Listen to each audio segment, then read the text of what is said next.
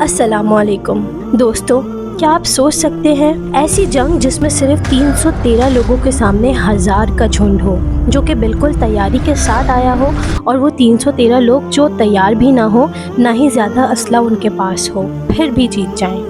جی ہاں، میں بات کر رہی ہوں تاریخ میں مسلمانوں کی بہادری کی مثال، سب سے زبردست جنگ بدر کے بارے میں۔ ایک ایسی جنگ جس کے بارے میں مسلمانوں کو پتہ بھی نہیں تھا کہ یہ ہونے بھی والی ہے، جو آپ صلی اللہ علیہ وسلم کی ہجرت کے دوسرے سال ہوئی۔ دراصل ہجرت مدینہ سے پہلے ہی مکے کے سردار مسلمانوں کے سخت مخالف تھے۔ جب ہجرت ہو گئی تو کچھ مسلمان مدینے میں آ بسے۔ اس دوران مکے کا ایک سردار مدینہ میں مسلمانوں کے ہاتھوں قتل ہوا تھا۔ روایات کے مطابق اس اتفاقی قتل کا خون بہا بھی ادا کر دیا گیا تھا، لیکن مکے میں رہنے والے سردار قریش اس کے بعد بھی سخت غصے میں تھے۔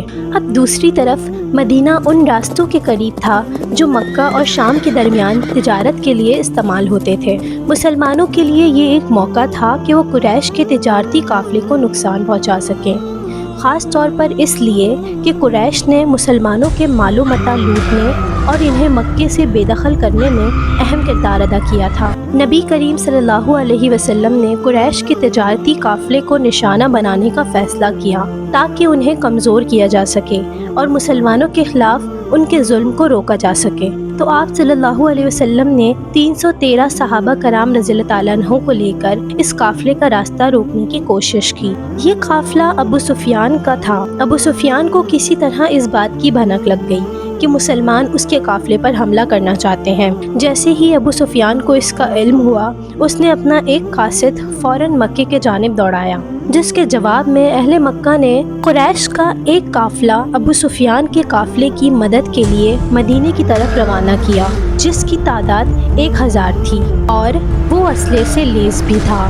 آپ صلی اللہ علیہ وسلم اپنے 313 ساتھیوں کے ساتھ مدینہ اور بدر کے مقام کے درمیان میں تھے، جب آپ صلی اللہ علیہ وسلم کو وحی کے ذریعے اللہ نے آگاہ کیا کہ مکے سے ایک بہت طاقتور لشکر چل چکا ہے، اور ساتھ ہی آپ صلی اللہ علیہ وسلم کو فتح کا وعدہ بھی کیا گیا۔ اس کے بعد آپ صلی اللہ علیہ وسلم نے اپنے ساتھیوں کو جمع کر کے انہیں تمام باتوں سے آگاہ کیا۔ صحابہ کرام رضی اللہ تعالیٰ عنہ نے ایک جان ہو کر آپ صلی اللہ علیہ وسلم کے حکم کے آگے سر جھکایا۔ آپ صلی اللہ علیہ وسلم کے ساتھ انصار مدینہ بھی تھے جو اسلام قبول کر چکے تھے۔ جب ان لوگوں نے بھی کھل کر کہا کہ بے شک ہم مسلمان ہیں اور آپ صلی اللہ علیہ وسلم جیسا چاہیں گے ہم ان کے ساتھ ہیں، تو آپ صلی اللہ علیہ وسلم یہ بات سن کر کھل اٹھے۔ آپ صلی اللہ علیہ وسلم نے اپنے تمام ساتھیوں سے کہا کہ چلو اب بدر کے جانب ہمارا قافلہ ہوگا۔ سردار مکہ کا وہ قافلہ جو ابو سفیان کے ساتھ تھا، خبر ملتے ہی پہلے ہی دوسرے راستے سے بچتے بچاتے نکل چکا تھا۔ ہونا یہ چاہیے تھا کہ چونکہ قافلہ صحیح سلامت مکہ پہنچ چکا تھا تو بدلے میں جنگ نہ ہوتی، مگر اس قافلے کے صحیح سلامت پہنچنے کے باوجود بھی ابو جہل کی ہر دھرمی کی وجہ سے جنگ نہ ٹلی، اور وہ 1000 کافروں کا لشکر جنگ لڑنے کے لیے بدر کے مقام پر خیمہ ڈال کر بیٹھ گیا۔ دراصل کافروں میں سے کچھ کافر عقل سمجھ بھی رکھتے تھے، جن میں سے ایک عتبہ بھی تھا۔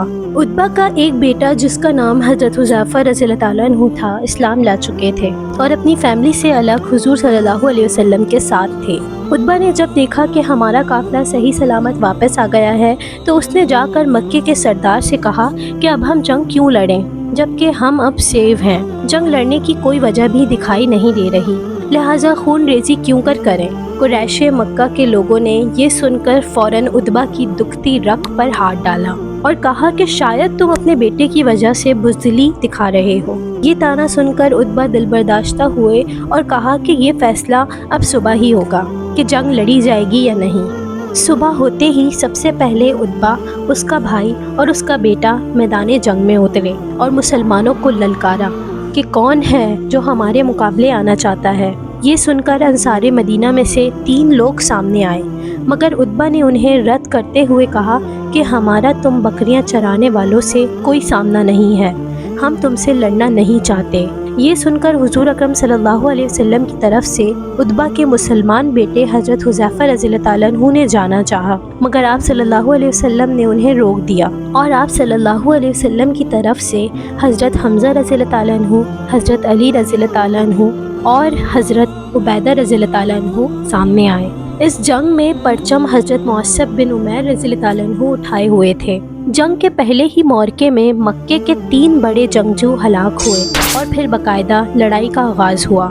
لڑائی کے دوران 2 نوعمر بچے معاذ اور معوذ جو آپ صلی اللہ علیہ وسلم سے ضد کر کے جنگ میں شامل ہوئے تھے، انہوں نے مکے کے سب سے بڑے سردار اور فساد کی جڑ ابو جہل کو ہلاک کیا۔ اس جنگ میں مسلمانوں کے پاس صرف 2 گھوڑے اور 70 اونٹ تھے جن پر وہ باری باری سوار ہوتے تھے۔ اس جنگ میں حضرت عبیدہ رضی اللہ تعالیٰ عنہ زخمی ہوئے اور ان کے ساتھ 14 صحابہ رضی اللہ تعالیٰ عنہ شہید ہوئے، جبکہ حضرت عبیدہ رضی اللہ تعالیٰ عنہ بھی جنگ کے بعد راستے میں شہید ہو گئے۔ جبکہ دوسری طرف قریش کے 70 بڑے بڑے سردار جہنم واصل ہوئے، جن میں 36 کو صرف حضرت علی رضی اللہ تعالیٰ عنہ نے قتل کیا تھا۔ اس جنگ میں اپنے بڑے بڑے سرداروں کو یوں کرتے دیکھ کر قریشی مکہ کے لشکر میں بھگدڑ سی مچ گئی تھی۔ اللہ تعالیٰ نے جنگ سے کچھ گھنٹے پہلے بارش بھی عطا کی تھی، جس نے قریش کے پڑاؤ کے قریب کیچڑ بھی پیدا کر دی تھی، جبکہ مسلمان ریتیلی زمین پر تھے۔ ان تمام چیزوں نے مسلمانوں کی ہمت اور بڑھائی اور وہ بڑی بہادری سے صرف 313 ہونے کے باوجود بھی بڑی کامیابی کے ساتھ اللہ کی مدد سے جنگ جیت گئے۔ اس جنگ کو اللہ تعالیٰ نے یوم الفرقان قرار دیا۔ جنگ میں مسلمانوں نے نہایت ہی قاعدے کے ساتھ لڑا اور نظم و ضبط کا مظاہرہ کیا اور اپنی صفیں نہ ٹوٹنے دیں۔ جنگ کے بعد مسلمانوں کی دھاک مکے والوں اور تقریباً پوری دنیا میں پھیل گئی۔ اس جنگ کے بعد مسلمانوں کی طاقت کا اندازہ تمام لوگوں نے لگا لیا۔ اگر آپ اسلامک ہسٹری میں دلچسپی رکھتے ہیں تو میرے چینل کے ساتھ جڑے رہیے، لائک کیجیے، شیئر کیجیے، کمنٹ کیجیے، چینل کو سبسکرائب کرنا مت بھولیے۔ اللہ حافظ۔